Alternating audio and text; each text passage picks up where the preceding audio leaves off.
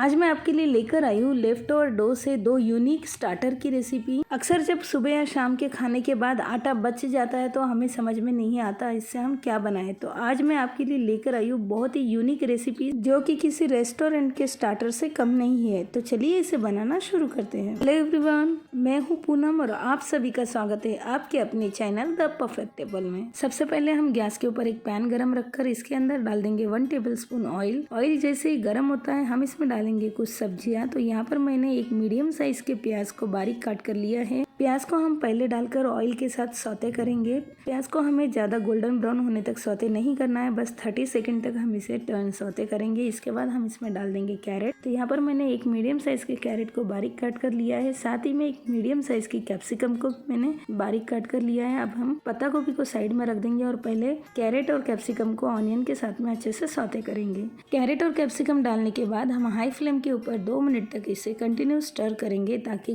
Carat और capsicum अच्छे से कुक हो जाए। हमें सब्जियों को ओवर कुक नहीं करना है, बस 2 मिनट तक हम इसे कुक करेंगे। साथ ही में हम इसके अंदर डाल देंगे कैबेज। तो यहाँ पर मैंने आधा कप कैबेज लिया है फाइनली चॉप कर। साथ ही में हम इसे 1 से 2 बार स्टर कर लेंगे और इसके अंदर डाल देंगे कुछ मसाले। सब्जियां डालने के बाद हम सबसे पहले इसके अंदर डाल देंगे नमक। तो नमक डालने से सब्जियां बहुत ही जल्दी सॉफ्ट होती है। साथ ही में हम डालेंगे half tea spoon black pepper powder और हम इसे 1 से 2 बार अच्छे से मिक्स कर लेंगे और फ्लेम को हम तुरंत ही ऑफ कर देंगे और फटाफट से इस स्टफिंग को निकाल लेंगे एक बाउल के अंदर। स्टफिंग को साइड में रखकर हम ले लेते हैं डो। तो यहाँ पर मैंने डो के छोटे छोटे पोर्शन कर लिए हैं। यहाँ पर हम इस तरह से इसकी छोटी लोई बनाकर तैयार करेंगे। बिल्कुल छोटा नींबू जो होता है उस साइज के हम छोटे छोटे इसके बॉल्स बना लेंगे और एक एक कर हमने इस डो के बॉल्स बना लिए। अब हम इसे हाथों से इस तरह से राउंड शेप दे देंगे और इसकी हम छोटी छोटी पूरियां बनाकर तैयार करेंगे। तो यहाँ पर मैंने इसे बेलने के लिए सूखे आटे का इस्तेमाल किया है। सूखा आटा डस्ट कर हम इससे छोटी छोटी रोटियां बनाकर तैयार करेंगे। तो यहाँ पर इस तरह से मैंने सारी रोटियां बनाकर तैयार कर ली हैं।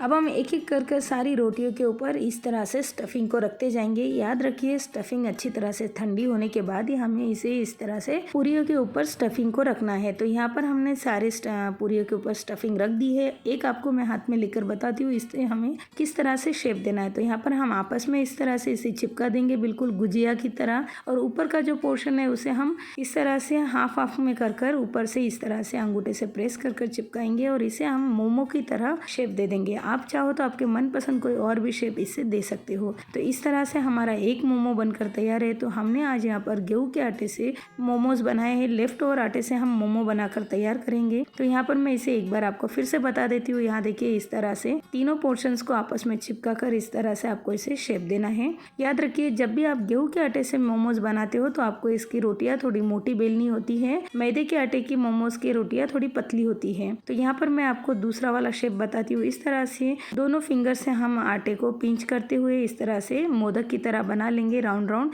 और एंड में इस तरह से आपस में चिपका कर हम इसे गोल राउंड में घुमा कर रख लेंगे। तो यहाँ पर हमारा ये दूसरा शेप वाला मोमो बनकर तैयार है। तो इसी तरह से हम सारे मोमोज बनाकर तैयार कर लेंगे। तो यहाँ पर मैं आपको और एक पैटर्न से मोमो बनाना बताती हूँ। इस तरह से आधे में हम इस तरह से राउंड बना लेंगे और बचे हुए पार्ट को इस तरह से चिपका कर हम एक अलग तरह से मोमो बनाकर तैयार करेंगे। तो यहाँ पर हमारे सारे मोमोज बन चुके हैं। तो साथ ही में मैंने यहाँ पर कढ़ाई में गैस के ऊपर पानी को गर्म रख लिया है। मैंने यहाँ पर 1 लीटर पानी को अच्छे से गर्म कर लिया और गरम गरम पानी में हम मोमोज डालेंगे। आज हम मोमोज को स्टीम नहीं करेंगे, आज हम मोमोज को बॉईल करेंगे। अक्सर जब मोमोज लोग बनाते हैं तो उनके पास स्टीमर नहीं होता है। तो बहुत लोगों की कंप्लेन होती है कि हमें मोमोज तो बनाना है पर हमारे पास स्टीमर नहीं है। तो आज मैं इस तरह से आपको मोमोज बनाना बताऊंगी। मोमोज को आप इस तरह से बॉईल कर भी बना सकते हैं।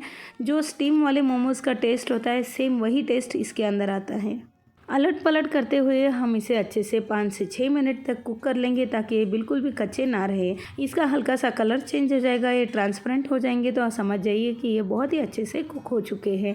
तो अब हम छलनी में इस तरह से इसे निकाल लेंगे। तो यहाँ पर देखिए 1-2 मोमोज फूट चुके हैं क्योंकि ये अच्छे से चिपके नहीं है या फिर बहुत ज़्यादा पतले होने से ये फूटते हैं। तो यहाँ पर हमने सारे मोमोज निकाल लिया है। इस बचे हुए पानी को आपको फेंकना नहीं है। इस पानी से हम सूप बनाकर तैयार करेंगे। तो चलिए पहले मोमोज की प्लेट प्लेटिंग कर लेते हैं। तो यहाँ पर मैंने मोमोज को शेजवान सॉस के साथ में सर्व किया है। आप चाहो तो मोमोज की चटनी के साथ भी इसे एंजॉय कर सकते हो। तो चलिए आपको मैं एक मोमो कट कर बताती हूँ किस तरह से कितने डिलीशियस ये मोमोज बनकर तैयार हुए हैं। इस तरह से आप लेफ्ट ओवर डो से अगर मोमोज बनाकर तैयार करेंगे तो बच्चे तो बस टूट ही पड़ेंगे। तो चलिए अब साथ में हम सूप भी बना लेते हैं। तो यहाँ पर लो टू मीडियम फ्लेम पर पानी को कंटिन्यू गर्म करते हुए हम इसमें डालेंगे थोड़ा सा नमक, half tea spoon black pepper powder, साथ ही में हम डालेंगे हाफ टी स्पून विनेगर और साथ ही में डाल देंगे half teaspoon tomato ketchup. अब इसके अंदर जाएगा half teaspoon soya sauce और साथ ही में हम इसके अंदर डाल देंगे half teaspoon red chilli sauce. अब हम इन सभी को अच्छे से मिक्स कर लेंगे और ये लीजिए हमारा बहुत ही डिलीशियस हेल्दी सा हमारा वेजिटेबल सूप बनकर तैयार है। तो चलिए फटाफट से हम इसे सर्व कर लेते हैं। तो इस सूप को देखकर कोई कहेगा नहीं कि आपने इसे लेफ्ट और डो के साथ बनाकर तैयार किया है। तो है ना बहुत ही डिलीशियस रेसिपी। तो आप जब भी आपके पास लेफ्ट ओवर डो बच जाए तो इस तरह से बनाइए रेसिपी और हमें कमेंट्स कर बताइए आपको हमारे रेसिपीज़ कैसे लगे। अगर आपको हमारे रेसिपीज़ अच्छे लगते हैं तो प्लीज़ वीडियो को लाइक और शेयर करना ना भूलें। तो चलिए मिलते हैं इसी तरह एक नई रेसिपी के साथ। Thank you so much.